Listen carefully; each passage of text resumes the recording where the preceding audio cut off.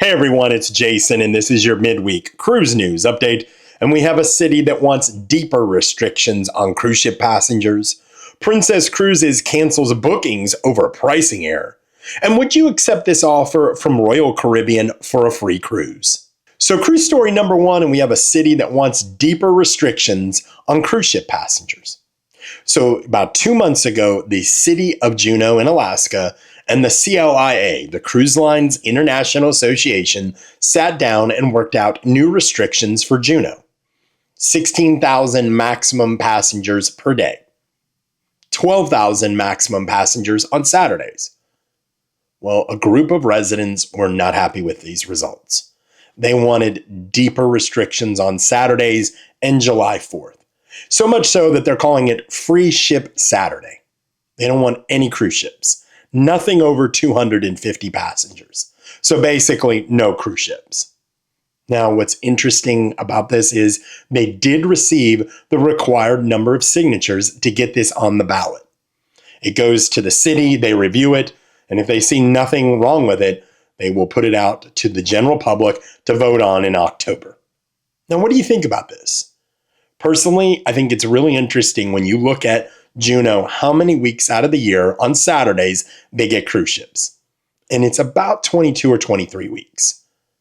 So they don't want any Saturdays at all.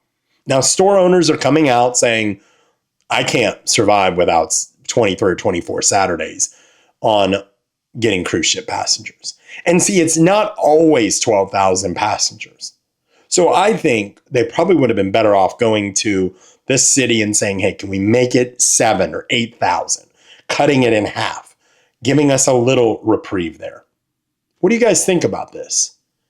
These are cities that are driven by tourists. Let's face it, tourists drive the dollars into these cities, and they want to cut out a huge day on Saturdays. I just think it's an interesting thing. And I know a lot of people go, well, you don't understand, but I do, because I live in a huge tourist city. One of the most visited cities in the entire United States and world. I get and understand during tourist times, it can get crazy, but it also provides a lot to the infrastructure of the community. Would love to hear your thoughts. So cruise story number two, what would you do if this happened to you? So Princess Cruises had an error on their website, and it was for a June 2025 cruise for 21 days on their brand new Sun Princess. Well, it was priced at 7 days. So obviously it was a great rate. Many people booked the cruise, and now they've heard back from Princess Cruises that said, so sorry, we had an error on our website, and we're going to go ahead and cancel this cruise and refund any of the monies that you deposited. Now, what they are offering is a $400 credit if you're still interested in booking that cruise. How do you feel about that?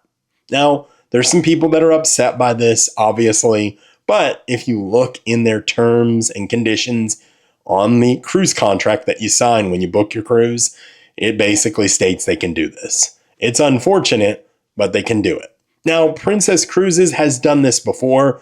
A couple of years ago, coming out of the pandemic, they had $16 Alaskan cruises. Now, someone said they had booked that just to see what would happen. Princess Cruises canceled it, and they called them and said, hey, is there any way you could work out a deal for me since you guys messed up? And they did. They said they got a great rate to go to Alaska. How do you feel about this, and what would you do? So before I get to cruise story number three, I would ask that you please like this video, as it does help the channel grow. Also, consider subscribing, as we're less than 3,000 subscribers away from that 100,000 goal by the time we go to Alaska at the end of August. If you could help me out with that, I would greatly appreciate it. Thanks so much. So cruise story number three, would you accept a free cruise from Royal Caribbean? So in the past couple years, Royal Caribbean has been known to overbook some of their cruise ships. And when they do this, they don't handle it particularly the right way, and it gets blown up in the media. Well, it's being reported that this has happened again, and it's on the Liberty of the Seas out of New Jersey on July 13th. But this time, Royal Caribbean is offering deep discounts and offers. So they're offering passengers that are on the July 13th sailing They'll cancel that cruise, they'll fully credit them 100%, and they'll offer them another free cruise on the Liberty of the Seas. And that'll be complimentary, as they call it. Would you accept that offer? Now, to me, that is a great offer if you're local and you can do that.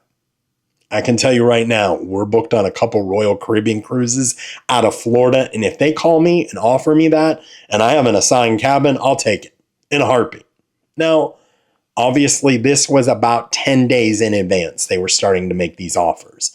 So it wasn't last minute, it wasn't like the day before. It does allow you to reach out to your employer, ask them, hey, can I take this time off instead of this, and work through the logistics of it. Would you accept this?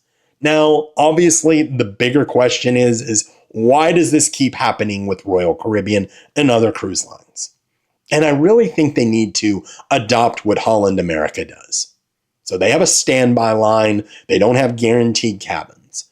So if people cancel, they will offer them a standby program. And it's like $79 a day per person. And I think for a balcony, it's $129 per day per person. It moved up recently. Would that be something you think Royal Caribbean and other cruise lines should do instead of what we're seeing out there right now?